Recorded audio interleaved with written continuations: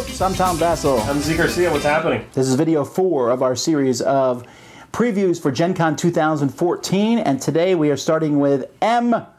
So let's just get right into that. Mantic Games, who keep calling themselves a board game publisher, but I'm going to still insist that they are a miniature game publisher trying to sell board games. They have the Mars Attacks, the miniature games, and then they have Dead Zone, more stuff for that. So not a lot of information about them, but the Mars Attacks I think will do well because of the theme. It's one of those cult classics. Yeah. Markee Games is doing the Game of 49, which doesn't sound interesting. The Game of 49? The name, I mean. It's basically a big grid with numbers 1 through, I think, 49. And the objective is to get 4 in a row, but instead of getting a space, you bid for the space. So you flip a card and the card says space 21. And you bid to put your chip on that space. Some cards say wild, some cards say you can put your chip on any one of these. You know, they give you like a range of numbers, and that's basically it. So you have to manage your money, and whoever pays and places the 4th one in a row in any direction wins the game. Looks interesting, light, you know, and very indie, but looks okay. All right.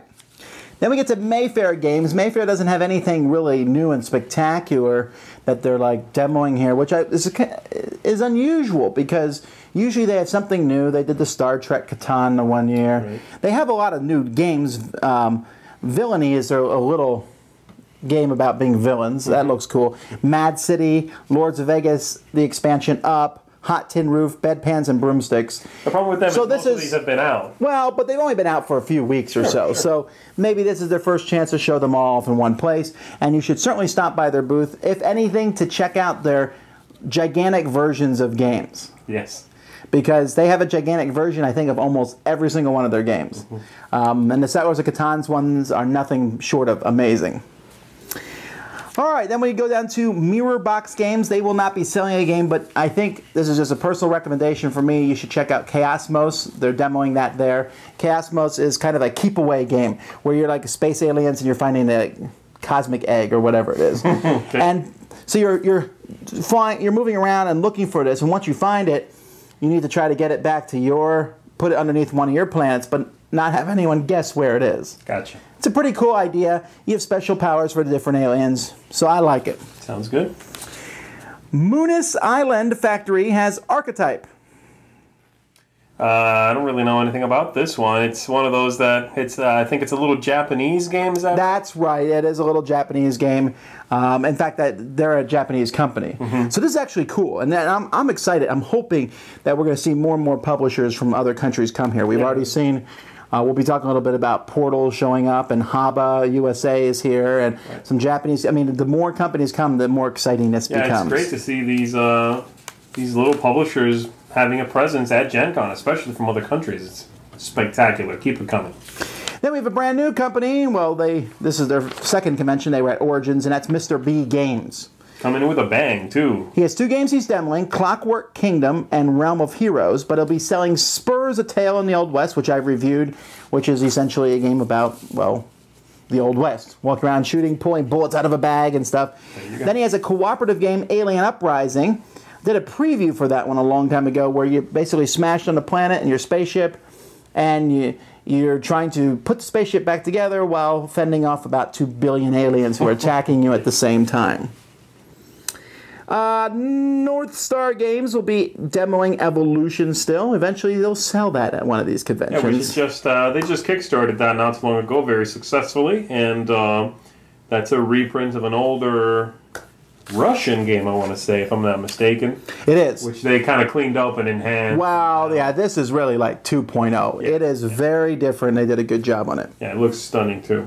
Speaking of party games, Out of the Box Publishing has a new expansion for Snake Oil Party Potion, which, don't quote me on this, but I want to say it's almost standalone. Really? It might be standalone. Okay. And then Quack-a-doodle Moo, which is a brand new game, except it's not. It's a reprint of... Snorta. Snorta. That's right. Which I just did a review of a couple weeks ago. You have to make animal sounds and what have you. Very silly. It's silly, but it is a really good party game. Yeah. I've seen so many people are like, I remember the first time I saw this. This came out 10 years ago. I was at Origins, and they're like, "Hey, you want to play this game?" And I said, "Well, no." But, and they're like, "Oh, come on, play it." So I played it, and I was like, "Let's do it again." Yeah. There you go. Because it mixes a little bit of memory with animal sounds, and it's just silliness. Paizo Publishing, who normally we wouldn't talk about in a board game sense, but with Pathfinder, the adventure card game, they are now big in that. Certainly with the hottest game last year, or one of the hottest. And now they have part 2, Skulls and Shackles. This is a base set, and then over the course of the year, they'll be releasing different expansions for it. That's what they did with the last one. There was a spot in the box for, I think, 7 expansions or whatever, and they released them all. Wow. Passport Game Studios, who is, let's see, what they're best known for. Tokaido, maybe? Yeah, I would say so. Tokaido and... I wonder if they'll be showing off the... Passport put out Castaways as well, if I'm not mistaken. I'm hoping that when we go there, we'll see the deluxe version of Tokaido. That'd be a cool thing to see. But I don't know. Yeah. But they have Samurai Spirit. Yeah, Samurai Spirit is the new Antoine Boza game, which is also co-op. Also a Japanese sort of, well, let me say Eastern theme, which of course those two things combined recall ghost stories. And but this looks like a considerably lighter game in which you are, it's heavily a card game. You are playing cards, you're drafting evil guys that come in front of you, and you have to be careful that they don't overwhelm your ninja. And if they hit just the right amount, then your guy transforms into his animal spirit, and he's ready to kick butt. And so it looks interesting. I read the rule book. It's a little difficult to sort of see it play out in your head, but I'm pretty sure the game's going to be great, and it looks very, very good. These guys are putting out some interesting stuff, Passport. Yes, they are. Looking forward to that one. Then we have Peaceable Kingdom, which looks like they're a party game or like a kids game company. Yeah. I've never heard of them really before this, but they have Sunny Day Pond, a puzzle game, Say the Word, and then one of the best names ever, Noodle Speedoodle. Come on. I want to be able to say, "Hey, Z, would you like to play Noodle Speedoodle?" And just be saying that makes me wish I had not. What? What's for dinner? Okay.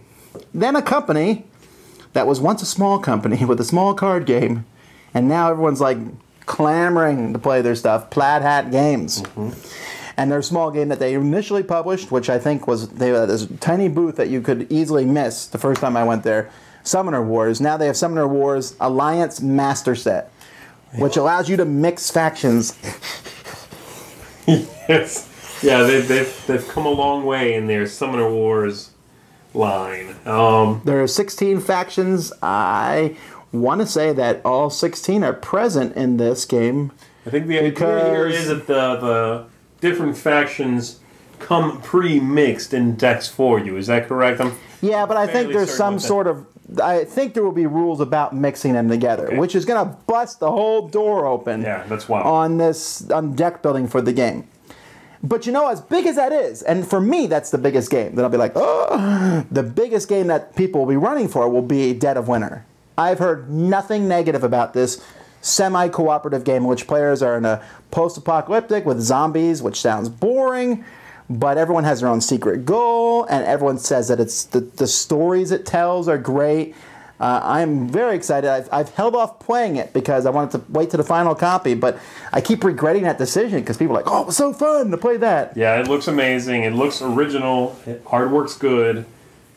Man, that's a blockbuster in the making right there. I cannot wait to check that out. And co-op, but this might be finally the game that for me does co-op semi. You kind of want everybody to win, but you want to win right. There's a lot of games that do that, but there's not a lot of games that do that right. For me, I think this is going to be the one. We can hope so. And then there'll be a third group of people running to the stand to get the new Mice and Mystics expansion. That's right. If you're going to get Plaid Hat stuff, you might want to run there fast, because I really think they're going to be swarmed. Yeah. I really do. Lots of cool the Mice and Mystics Downwood Tales. And then they also have another game, Video Game High School, which sounds interesting, little card game. I think it's based on, there was a YouTube series or something, Video Game High School. It's kind of funny, though. That's interesting, but I think the other three things are going to dwarf it. Probably. Okay, so. Then we go to Portal Games, which is a brand new publisher to GenCon. He's been out for a while, I think 4 or 5 years. He's published his games through various companies, mostly through Z-Man. He burst onto the scene. The first I heard of Portal was Hiroshima Hex. Yeah, probably. And then he came out with a bunch of other games, 51st State and such. And I think you said there was actually something for 51st State at GenCon? There is. There's a little expansion for 51st State or the New Era, whichever game. It's basically, for both, called Ruins. And it's just more cards. So it should come in a little package. And I'm really looking forward to that. I cannot wait to get my hands on that because I love anything 51st State or New Era. I will just devour. So... Ruins is one of the things you'll have there. And of course, the big daddy of them all, Imperial Settlers will be. Oh, yes. Now, we've already played this and reviewed it because it just debuted at Dice Tower Convention. Should have come. I mean, this game is a solid middleweight Euro game with very different. It's asymmetrical, which is cool. Each player has a different deck to play with. I think this will sell out.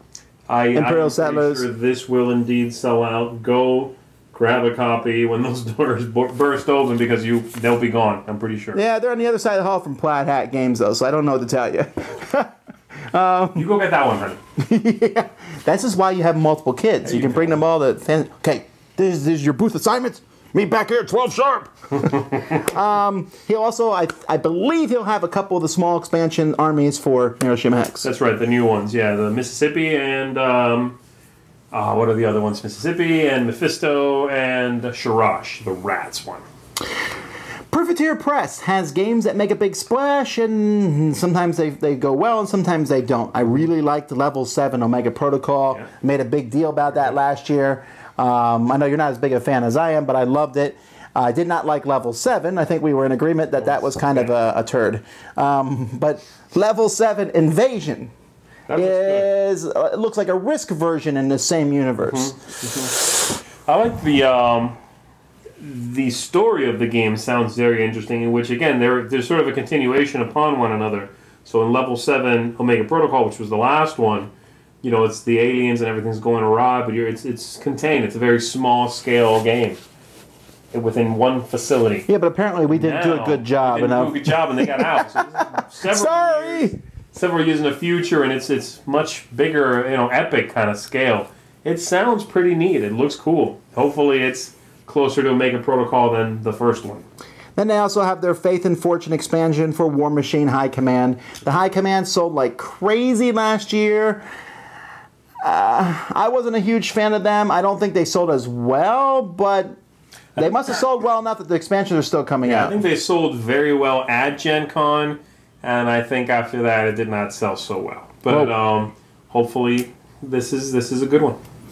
Queen Games. Now, Queen Games gave me 3 names, and I feel very certain they're going to have more than this there. I'm hoping at least they'll be showing off some of their new games, like their whatever their name is for the Zombie Escape. Is it just called Zombie Escape? I think it's Escape and then a subtitle which implies zombies. But they also have the new pirate game Tortuga, which looks interesting to me, moving ships around and getting things. Greed by Donald Vaccarino. Right, which is a deck building game, if I'm not mistaken.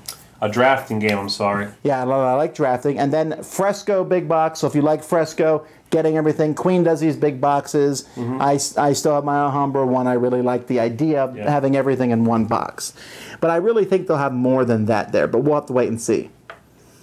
Well, Rio Grande is not in the main hall. For them, you have to go to the Rio Grande room, where they play Dominion and other Rio Grande games, and then also Dominion. They were going to be showing off Temporum, but just found out that that's not going to be there, which is a bummer because that's a time travel game by Donald Vaccarino. I was really excited about it. Looks very good, but not going to make it.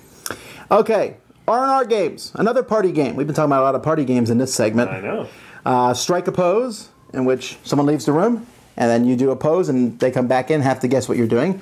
Hearts of Attraction, which involves you throwing magnets on a table. Have you played this? I have, yeah. It's really an interesting game. It's great to watch because you see everybody standing around basically an empty table with a bunch of what looks like rocks on it, and people chucking more rocks at the other rocks, and every now and then, if you don't catch the magnets going off, you're like, what's going on? But if you do catch it, then they go, and you're like, whoa, what's going on? Very neat. Check it out for a cool party game. Original, you know. Also, Get a Life, which is kind of like Apples, but really expand it. Right. Where instead of having one thing, you're giving someone 5 cards. This is where you live, this is what you live in, this is what you drive, this is your job, and this is who you live with. You know, so you live in Egypt in an igloo, huh? You know, and your job is a typographer, and you live with your mother, and you know, you drive a go-kart. Is that is that the best life you could have, or is it the worst life? Interesting. And then Guess the Mess. It's my mess. Okay.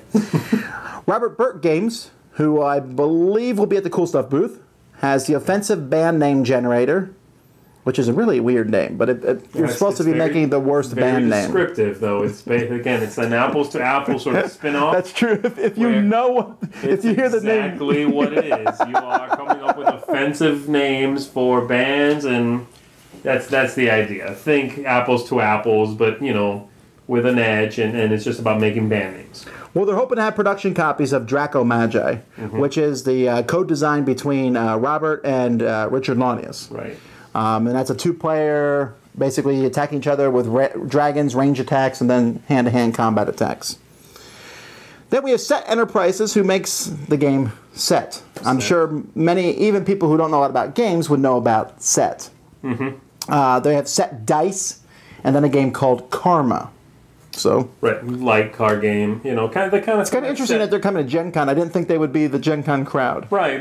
Yeah, they definitely do much more mass market style games. But hey, like I said before, always good to see these companies show up at an event like this. And then we have Sherwood Games, who did the game In the City. Now they have the expansion for that, In the City Harbor. Not to be confused with Machikoro Harbor. Yeah. In the City is actually a pretty cool little game where you're basically putting cards in front of you, and then you're drafting them from different piles and stuff. It has some interesting ideas to it. Smirk and Dagger Games, kind of like Days of Wonder, comes out with 1 game a year, I think. Yeah. They're known for Cutthroat Caverns. This year, Student Bodies, because in this game, it's a zombie game, but you're trying to get out of high school, I think, and not become yet another student body. Right, and it's you know, I always look forward to these guys. Last year they had that great Pyre game, Dread Curse. That's right. That was one of the sleeper hits for you there. That was definitely a sleeper hit. Yeah, and so I'm interested in this. It looks like a take that-ish kind of game with the zombie theme, kind of gory, which is okay for me. It's got to be what it's got to be. Yeah, but I'm looking forward to it just because I like the company and I like what they've done so far. So I'm going to check that one out. Then we have Steve Jackson Games, and they'll have probably 4 or 5 new versions of Munchkin. But not just that, they have Car Wars, the reprint of Car Wars, and Mini Car Wars, a little miniature cheap version of it. They'll have Mars Attacks, the dice game, which I'm trying to tell if it's kind of like Zombie Dice or not. I don't know if it is. Yeah, I can't tell, but it's sort of in the same vein. And they have Hipster Dice. Right. Which you're supposed to buy now, before it becomes cool. And then get rid of it, because everybody's into it now. Garbage. Dude. I'm actually going to go check out the dice games, because I do like Zombie Dice. It's me too. We'll have to check it out. And then our last S company is Stronghold Games, who are hosting Dice Tower Live. Thank you. They have Among the Stars, which, we've played this, and a lot of people got it from Kickstarters, but I think this is the first time we're going to see it in America. Right. If you've not played it, this is the drafting game, I think, at this point in time, for a gamer. It's very fun, and they may even have some of the expansions there. Among the Stars, the Ambassadors may be there. And I think they might have yet another expansion, actually. But definitely, if you have not checked it out, that's one to get your hands on. Among the Stars, the Ambassadors. Diamonds, a trick-taking game from Mike Fitzgerald. I've played this with Mike, and I really enjoy it, because essentially it's a trick-taking game, but if you are forced to play a card that is not of the suit that's led, you get to do something. And, I mean, basically the game is about, it's called Diamonds, because you're collecting diamonds. Right. So you get diamonds, and you can also put them behind your shield. Once they're behind your shield, you're safe. At the end of the game, you get points for both of them. But the ones that you have to get, one of the suits lets you put them behind your shield. One of the suits lets you steal it from somebody else. So you're trying to manipulate it so that you don't have the suits. Winning a suit gets you diamonds. I mean, winning a trick, but at the same time, you want to steal things or put them behind you. That sounds so great. what's really interesting about this game is that there's no bad hand in it. Right. Because you can look at it and say, okay, I really enjoyed it. I'm looking forward to this one. I'm a trick-taking game lover anyway, so I'm glad to know you played it, and I was looking forward to it, but I was unclear as to what it entailed. That sounds great. Panamax is probably going to be their hottest game. I don't think they'll have many of them, so if you want it, run for it. It's going to be a heavy Euro game about the Panama Canal. Right. I cannot fathom that people are already really blowing up about this. Yeah. Space Cadets Dice Duel Die Fighter. Yeah, that name. But anyhow, actually, that was one of the initial ideas for the Dice Duel game, was Space Cadet Die Fighter. And I thought, oh, that's a cool name, but they went with Dice Duel. But this is an expansion. If Space Cadets Dice Duel, there's one team against another team in a big spaceship and you're working. This one will have a little guy and a fighter next to you. You know, some guy's running his own little fighter. Very cool. You know, I don't have it here on the list, but I thought they were going to have an expansion for Space Cadets too. But, well, who knows. But that's the end of S's. We'll do, in our next video, we're going to start with T's, and we'll also give some final thoughts on GenCon 2014. I'm Tom Vasel. Zee Garcia. Thanks so much for watching the Dice Tower videos. Find more great videos and reviews, as well as our top-rated audio podcast at Dicetower.com. You can also find other great shows at Dicetowernetwork.com. I'm Eric Summerer, and you've been watching The Dice Tower. The Dice Tower is sponsored by Cool Stuff Inc., where you can find great games for great prices. Cool stuff in stock. Check them out at CoolStuffInc.com.